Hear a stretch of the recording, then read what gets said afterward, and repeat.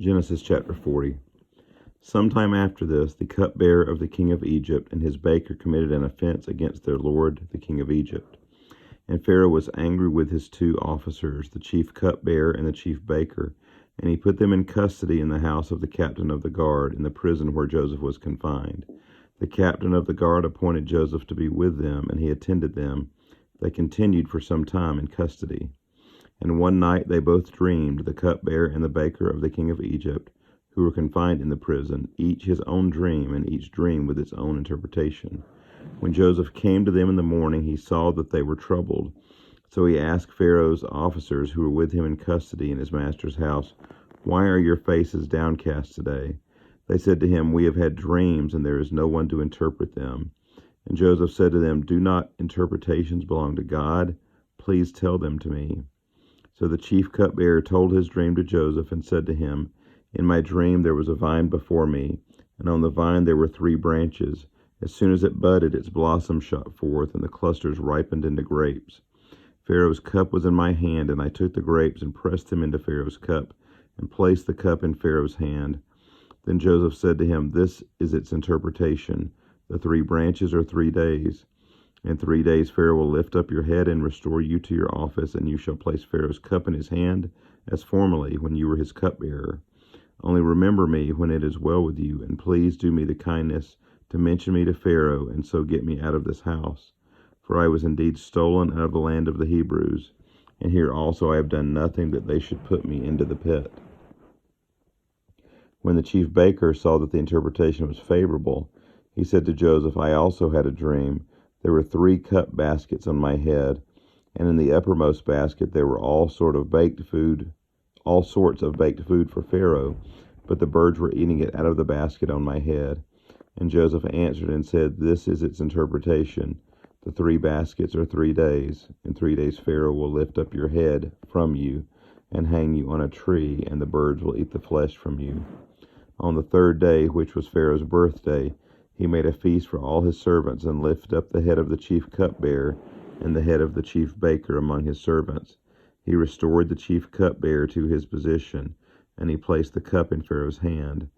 But he hanged the chief baker, as Joseph had interpreted to them. Yet the chief cupbearer did not remember Joseph, but forgot him. Chapter 41. After 2 whole years, Pharaoh dreamed that he was standing by the Nile, and behold, there came up out of the Nile 7 cows, attractive and plump, and they fed in the reed grass.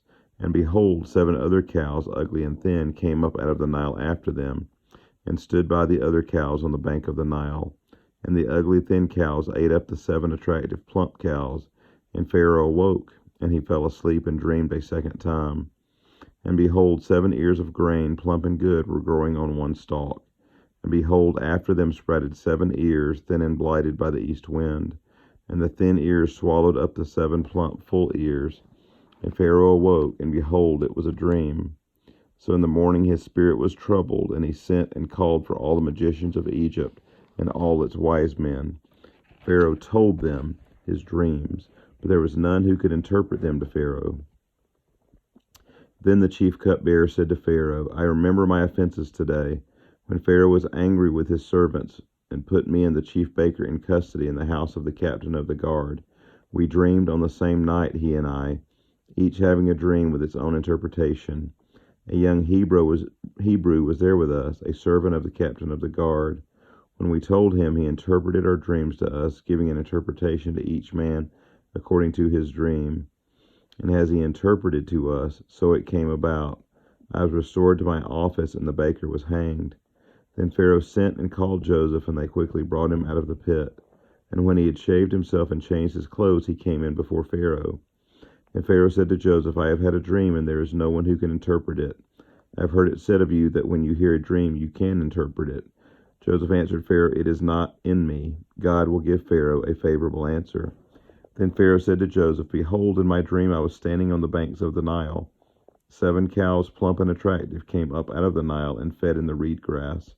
7 other cows came up after them, poor and very ugly and thin, such as I had never seen in all the land of Egypt. And the thin, ugly cows ate up the first 7 plump cows. But when they had eaten them, no one would have known that they had eaten them, for they were still as ugly as at the beginning. Then I awoke. I also saw in my dream 7 ears growing on one stalk, full and good. 7 ears withered, thin, and blighted by the east wind, sprouted after them. And the thin ears swallowed up the 7 good ears. And I told it to the magicians, but there was no one who could explain it to me. Then Joseph said to Pharaoh, the dreams of Pharaoh are one. God has revealed to Pharaoh what he is about to do. The 7 good cows are 7 years, and the 7 good ears are 7 years. The dreams are one. The 7 lean and ugly cows that came up after them are 7 years, and the 7 empty ears blighted by the east wind are also 7 years of famine. It is as I told Pharaoh. God has shown to Pharaoh what he is about to do. There will come 7 years of great plenty throughout all the land of Egypt. But after them there will arise 7 years of famine, and all the plenty will be forgotten in the land of Egypt. The famine will consume the land, and the plenty will be unknown in the land by reason of the famine that will follow, for it will be very severe. And the doubling of Pharaoh's dream means that the thing is fixed by God, and God will shortly bring it about. Now therefore let Pharaoh select a discerning and wise man, and set him over the land of Egypt. Let Pharaoh proceed to appoint overseers over the land, and take 1/5 of the produce of the land of Egypt during the 7 plentiful years. And let them gather all the food of these good years that are coming, and store up grain under the authority of Pharaoh for food in the cities, and let them keep it.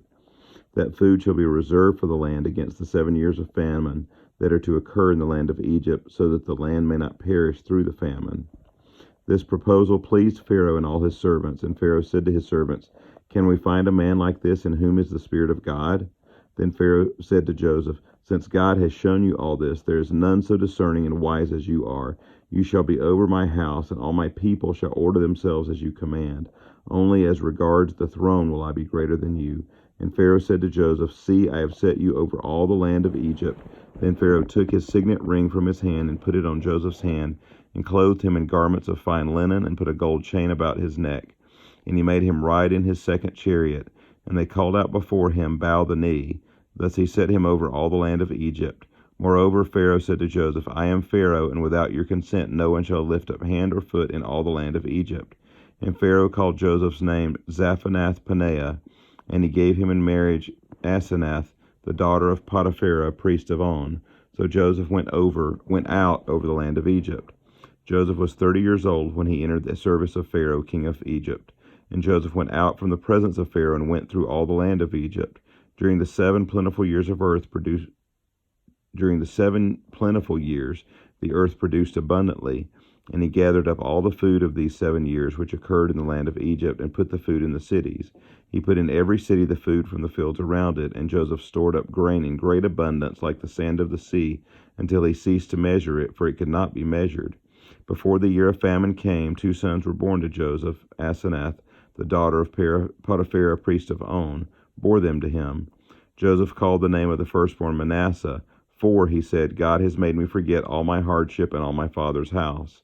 The name of the second he called Ephraim, for God has made me fruitful in the land of my affliction. The 7 years of plenty that occurred in the land of Egypt came to an end, and the 7 years of famine began to come, as Joseph had said. There was famine in all lands, but in all the land of Egypt there was bread. When all the land of Egypt was famished, the people cried to Pharaoh for bread. Pharaoh said to all the Egyptians, Go to Joseph, what he says to you, do. So when the famine had spread over all the land, Joseph opened all the storehouses and sold to the Egyptians, for the famine was severe in the land of Egypt. Moreover, all the earth came to Egypt to Joseph to buy grain, because the famine was severe over all the earth. This concludes chapter 41 of Genesis.